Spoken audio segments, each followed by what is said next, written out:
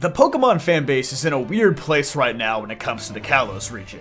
On one hand, Pokemon Legends ZA is on the horizon and fans are incredibly hyped for Kalos. And on the other hand, the Game Freak Terra leak exposed just how much content we really lost from the Kalos region, leaving many fans feeling overwhelmingly disappointed with the games that we have. So about a month ago, I decided to begin replaying Pokemon X. Partly just to refresh myself in the Kalos region lore before we go back in a few months, but also because I've been a pretty outspoken critic of Kalos in the past, and these leaks had me feeling a similar type of way. I just feel like for years there's been this cloud of what could have been shrouding the Kalos region, and after seeing the leaks and that half the content that was planned for that game ended up getting scrapped, well, it just made things all the more disheartening. But I don't want to think about the Kalos that we could have had. What about the Kalos that we did get? Does it hold up today? Let's find out. Starting off, I just want to say the strongest aspect of Pokemon X and Y is in its presentation. It's amazing that these games came out close to 12 years ago, and yet they still look and play like new. The character models, both in the overworld and in battle, look incredibly satisfying and sleek. The Pokemon models have this nice cell shading effect that is always going to look good. The battle backgrounds are detailed and immersive. The camera is utilized to its utmost potential.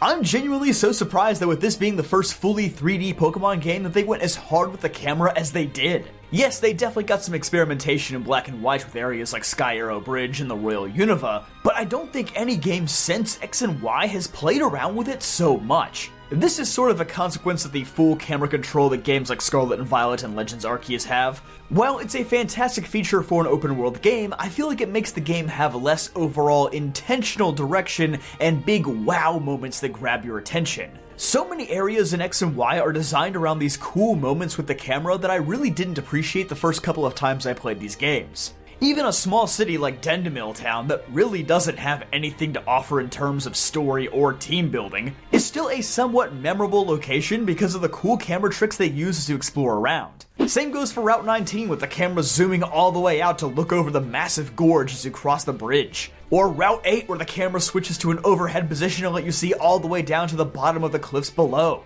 Even most of the gyms, while they don't have particularly difficult or inspired puzzles like in previous games, most gyms are designed with the sole purpose of simply looking as cool as possible. Grant's gym is a fantastic example of this approach, and this wouldn't work in a 2D setting. Even Valerie's gym, which has one of the least interesting puzzles, essentially just being a reskin of Sabrina's gym, sells itself as something cool and new because the camera is able to zoom out, revealing that you're basically traversing a massive dollhouse. The only gym that still massively disappointed me on my replay was Clement's gym. It is amazing to me how they took the Eiffel Tower and turned it into the most uninspired gym in the entire game. That is a special level of talent right there. I was taking notes as I played the game, both positive and negative, and so many times I wrote down how impressive the camera angles were in the game. Even in games like Sun and Moon and Sword and Shield that had fixed cameras, they did not go nearly as hard as X and Y did.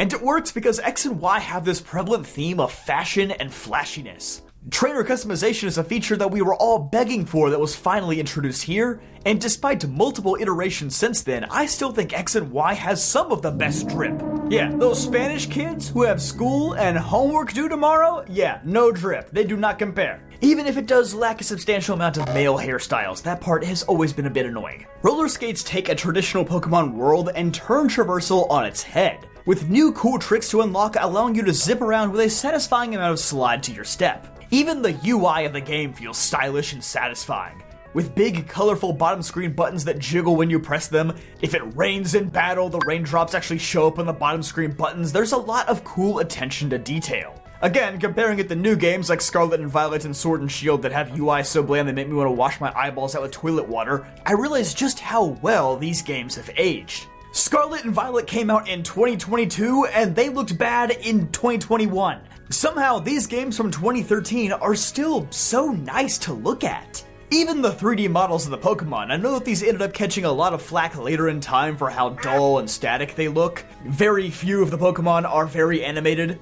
But like, for a game on the 3DS, I don't particularly mind that. I think the small movements they do are appropriate for a handheld system. It's just that when we got to Generation 8 and the exact same models and animations were still being used all those years later on the Switch, that's when people started taking issue with them. But solely for their first time, they look good. On the note of presentation, the other area that I think Kalos excels in is Well, Kalos itself. Despite my negative thoughts surrounding X and Y in the past, I have always held the region of Kalos in high regard for its fantastic design. I previously ranked it as the 4th best region in my Ranking Every Region video from a few years back, and honestly, I would like to amend that. I think Kalos, judged purely off of its geography and Pokemon variety, is probably the 2nd best region, or arguably even the best, but I will always have a soft spot for Hoenn. I think Hoenn pulls off exploration better than any other region, even if the dex isn't the greatest. But man, Kalos really does have it all. Like Unova before it, Kalos manages to fit almost every biome imaginable into one region and somehow makes it all feel incredibly natural at the same time. Despite the loss of seasons from Gen 5, which I still think is a massive L, one of my favorite stretches of this game is from the second visit to Lumiose City up through the autumn routes, into the snowy tundra, and back down into a spring-like valley with sprouting flowers everywhere. The game does a fantastic job of artificially making it seem like time is passing around you.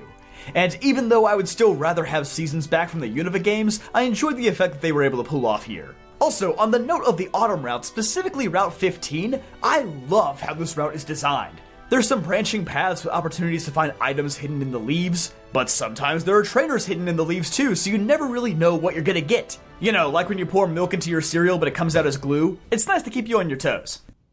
Oh no!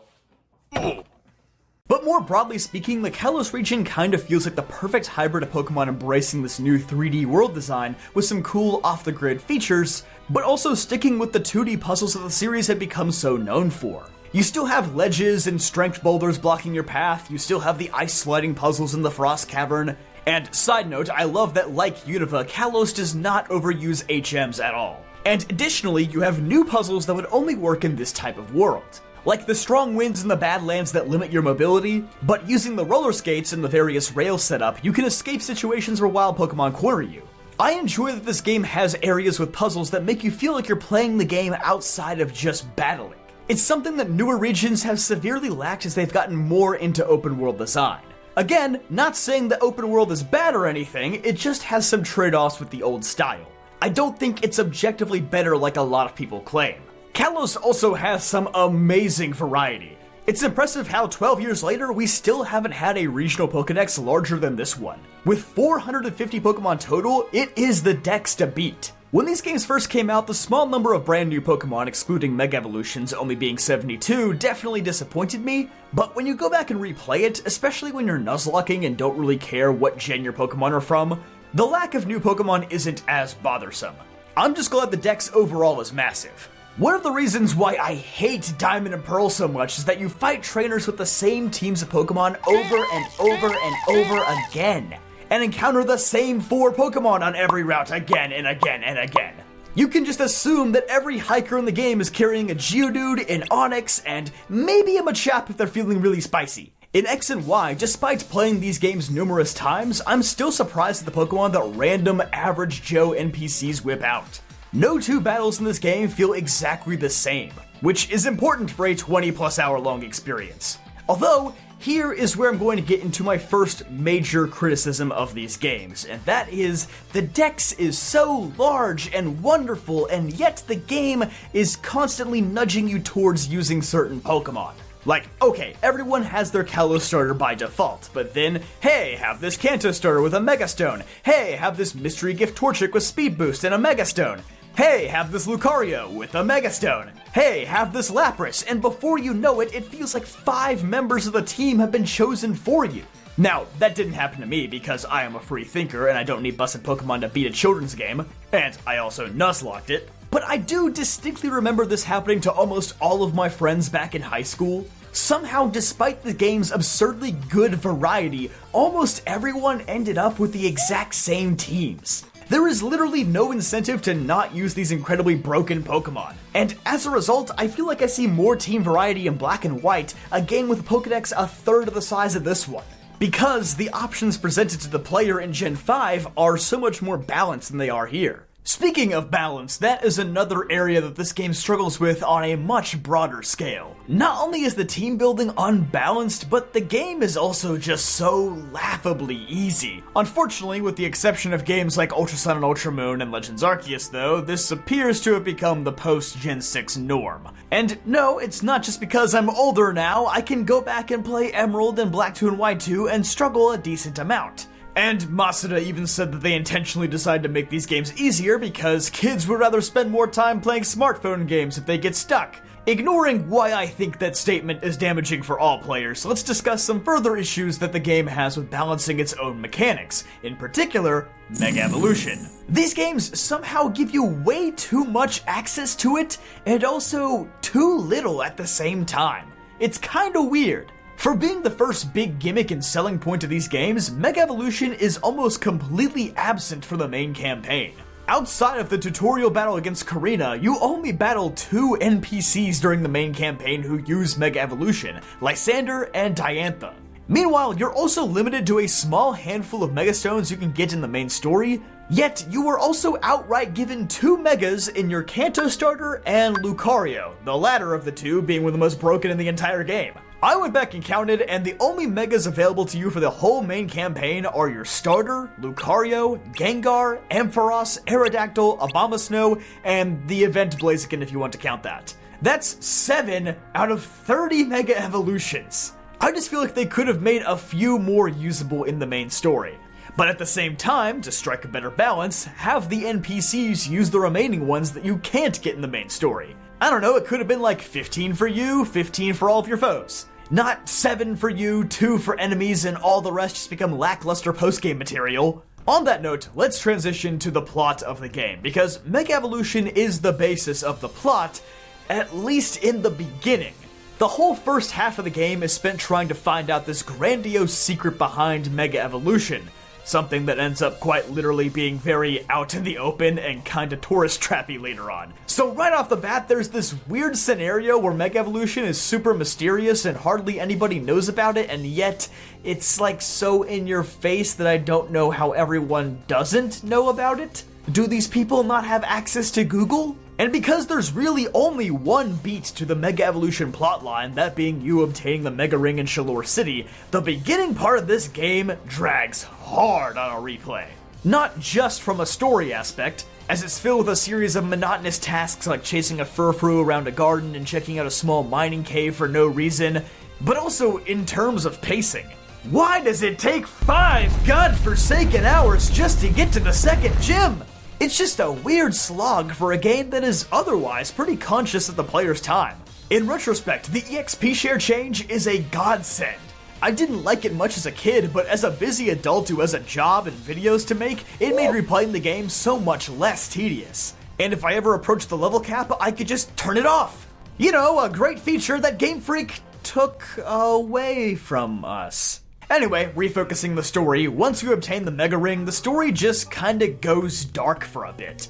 There's a few Team Flare encounters along the way, but really none of it builds towards the final confrontation until Lysander is like, "Hey guys, I'm gonna fire a massive laser at the Earth and the last person standing gets $5 billion! And that's something that happens a lot in this game. It feels like plot points like AZ and Floette, Lysander's plan, and even the legendary Pokémon just pop up out of thin air without much explanation. It's a rather unsatisfying regression from Black and White in that regard, where everything felt so much more cohesive. And it's even more frustrating considering how many opportunities the story has to present meaningful information, and it just doesn't. I have never played a game where there is so much dialogue, and yet the characters have nothing of note to say. The rivals are flat as a board in this game, and they show up countless times just to yap on about things that nobody cares about. And it's not just them. Cena, Dexio, Diantha, Sycamore, nobody feels like they add anything to the story. Lysander basically says that he plans to kill everybody in front of Sycamore in his cafe after the 5th gym, and Sycamore just says, "Wow, isn't Lysander so interesting?" "No bro, he's crashing out at the club, homie needs your help." These games even feature an Elite Four member who is a member of Team Flare and a news reporter, and they do nothing of interest with it. They set themselves up for a fantastic media manipulation storyline with Malva and the Holocaster. It was right there in front of their faces, and they just didn't do anything. The story is also, dare I say, kinda stupid. There's a whole hour-long video on YouTube talking about how X and Y's themes are a bit of a contradiction, and I highly recommend you go watch that. It's a fantastic video. But to summarize, basically, after the Mega Evolution plotline ends at the halfway mark, it really only serves as a reminder of this theme of limited resources and how people have to fight to get things they want, and this is supposed to justify Lysander's plan to wipe the slate clean. But later on, everything is just hunky-dory. Serena gets her own Mega Ring in the postgame. Lysander himself, the guy preaching about limited energy and Mega Rings, is himself a user of Mega Evolution. Nobody ever suffers from a resource crisis of any kind. You see what I mean? Lysander, his plan, and the theme of resource scarcity exists in a bubble separate from what's actually happening in the games. Heck, Lysander himself seems to exist in a bubble separate from his own team.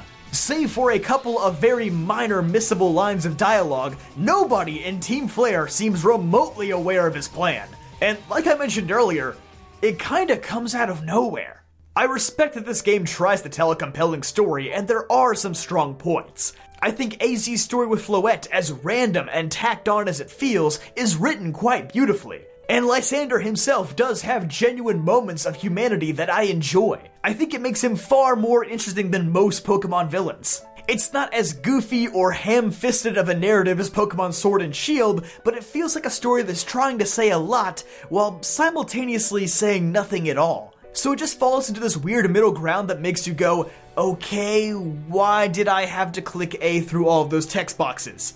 I know, it's Pokemon, writing and storytelling isn't the draw of the game, but if you insist on having so much story in the game, at least tie it together at the end, sheesh. It also has the same problem that the Gen 3 and Gen 4 games had in my opinion, that being that the plot peaks way too early. Black and White kinda nailed it, tying up all the storylines together at the bottom of the 9th, and while Black 2 and White 2 backed up the Team Plasma storyline a little bit, it still wasn't too far away from the Pokemon League and the actual ending of the game. X and Y has such a cinematic and climactic storyline that feels like it ends whole hours away from the actual ending of the game. Plus, it doesn't help that this game has one of the most underwhelming Elite Fours and champions in the entire series. And as a result, the last stretch of the game feels a lot like the beginning, just dull. If I were to describe X and Y as a sandwich, the middle of the game from Solage City all the way to Anastar City is this massive, juicy, delicious burger, but it's surrounded by two of the most bland, small, gluten-free slices of bread.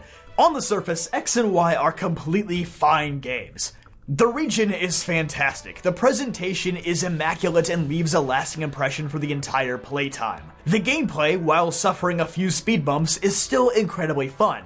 Especially with features like Super Training, Pokemon and Me, and more tacked on top that I didn't even get the chance to talk about until now. It still had the greatest online of any Pokemon game. The PSS was fantastic. And if you're just now experiencing X and Y for the first time, then I genuinely feel bad that you couldn't be there for the game's peak online experience. And the game even streamlines previously tedious features like breeding and shiny hunting to add hours of content even after you've entered the Hall of Fame.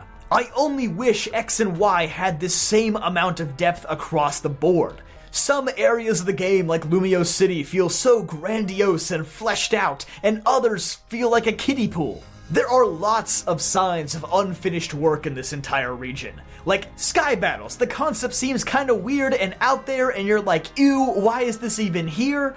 And then the leaks say that Soaring was originally going to be a Kalos feature and not an Omega Ruby and Alpha Sapphire feature, and it just makes you sit back and go, man. It's the most frustrating part of Kalos. What we got was a solid Pokemon experience, but what we could have had was the best Pokemon experience. If the game actually had that extra year of development time. In all honesty, they were probably pushed out early because the 3DS had already been out for 2.5 years and Nintendo and the Pokemon Company knew that this would be a massive system seller, and they got what they wanted at a price. And honestly, if you don't mind things like a story that drags, characters that are less interesting than sandpaper, and a few missing things here and there like Pokemon contests, I really wish that Rhyhorn racing minigame from the leaks was there, then you might see it as one of the most solid Pokemon experiences. Despite how much complaining and nitpicking I did in the second half of this video, I still thoroughly enjoyed my replay of X and Y. It can be frustrating to see some of the areas where they came up short, but the game is still incredibly well polished. And it feels like more of a complete package than a lot of the newer Pokemon games. I used to rank X and Y as one of the worst games, but now I'd say they're like a solid B+ tier. They're not perfect, but they were fresh and ambitious titles that I would say have honestly influenced modern Pokemon more than any other games have. And on that note, I feel properly hyped for Legends ZA, even if I am moderately disappointed that it's only taking place in Lumiose City and not the entire region of Kalos that I love so dearly. I just hope that it's able to do justice to a region that deserved so much more. But hey, be sure to let me know in the comment section down below, has the Kalos region aged well, or is it something that could have been so much more? But don't forget to leave a like on this video if you enjoyed, subscribe for more videos just like this one, and I'll see you guys next time.